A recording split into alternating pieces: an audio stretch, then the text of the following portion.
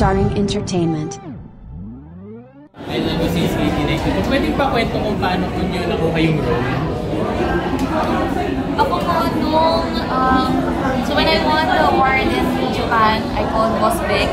Sabi ko, boss, I won. Sabi niya, congratulations at dahil dyan, meron pang project. And it's called I Love You Since 1892. So I did my research and I was so excited to work on this project.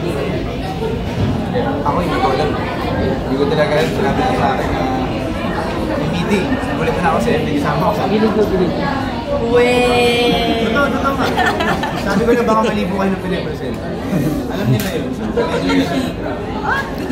Ako naman, upon signing up, after a couple of days, sabi nila magpe-present sila ng mag-pitch sila for like a TV series.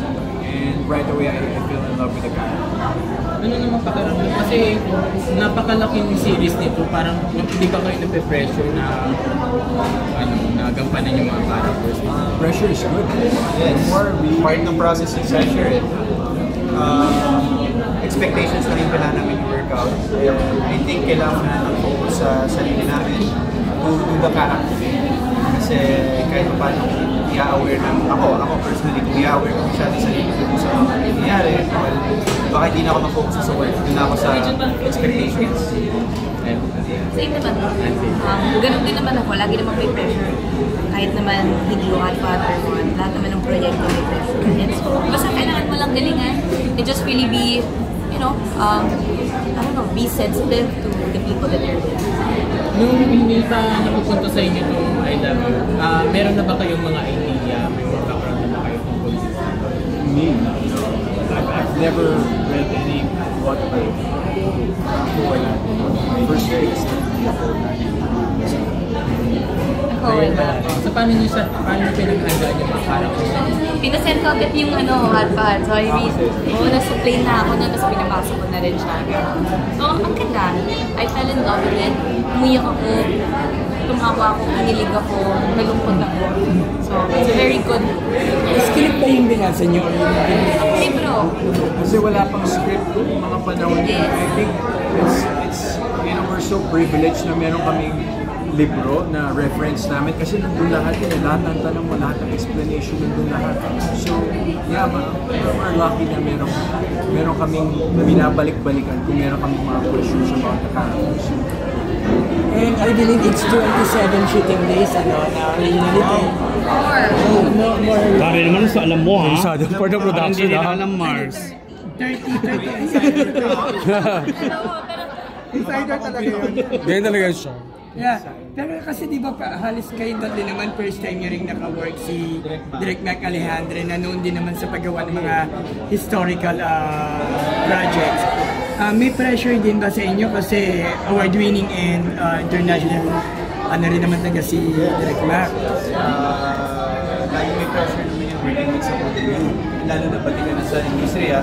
And I think iset aside natin yung mga awards and mga nagawa, but the fact na tumatay sa industriya, it means ang laki ng knowledge niya, experience, at syempre yung may tutulong niya sa'yo. I mean, as a co-actor, as an actor rin. So ako, excited kasi the fact na talaga sa atin yung nag-uisa siya, sabi ko, wow, madami ako matutulong. Yeah, ako naman ang na-discover ko sa pressure. Pansin nyo, kapag may pressure, mas ginagawa niyo yung best. Kasi pag masyadong relax, parang dating na. So I really think pressure is good kasi it's gonna push you to really squeeze. Kung ano yung meron ka, minsan sa pressure na yun, may nadidiscover ka sa sarili mo na, oh, kaya ko pala to, meron pala ako nito. So yeah, we're so excited to work with. Ako po, naka 2 days na kami nila Direk Mac. So, nung unang araw talagang nangangapa pa ako para sa Direk Mac. Pero, grabe, sobrang good vibes niya lang. Sobrang galing niya. Alam niya kung anong gusto niya, perceive. And so, guided ka talaga very well. And the best part, si Direk is very passionate. So, sobrang I think it's quite rare to find a director like that na pag kinausap ka, alam mo yung energy, ramdam mo agad eh. Parang parte talaga siya ng cast. Mahal niya yung proyekto eh. Yeah, parang nag-brainstorm na kagad kayo. Parang it's a collaborative work talaga. And that's why sobrang swerte namin na si Direk mag-handle ng project. Okay, so, fun question. Meron na lumang tao Lumang tao na po sabi. Ako, Gabriela Silang. Kaya. Lumang tao sa story or Lumang tao, like lumang tao. oh, saan siya? O sila po lang. Me, to be honest, as an actor and artist, I would love to talk to Marlon Brando. Ah. Huh? Si ano? Support for women's rights. Bakit naman hindi? Hindi siya gusto mo. Sorry, sorry. Tangan yun sa akin.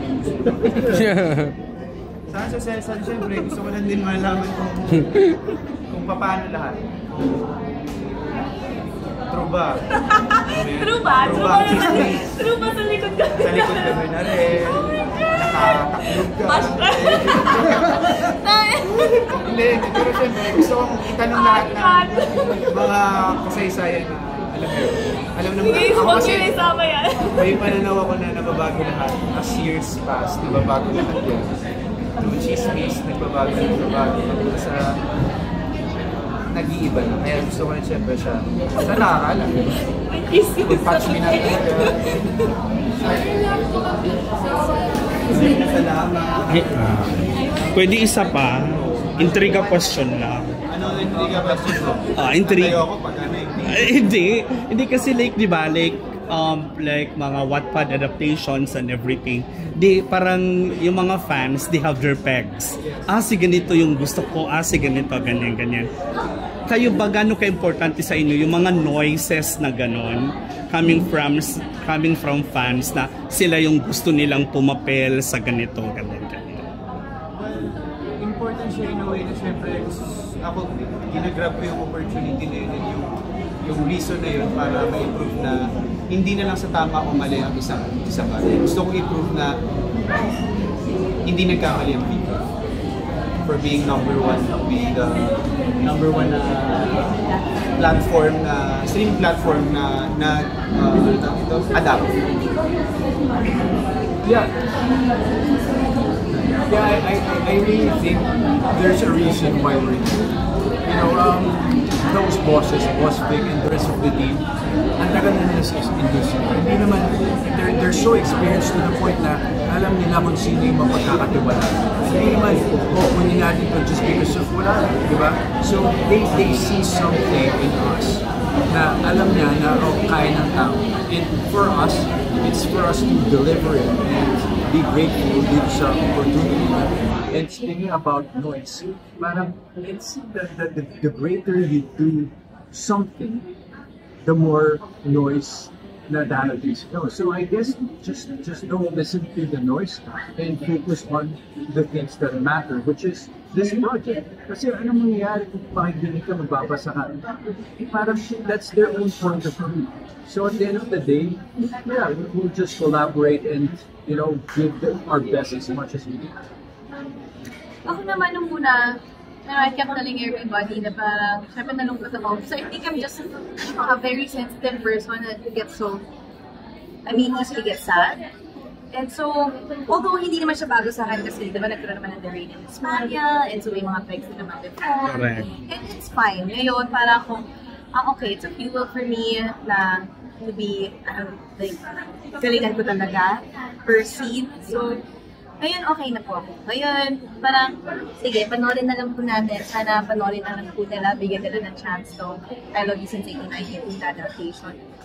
Ay, sana ma-enjoy po na. Yes, thank you!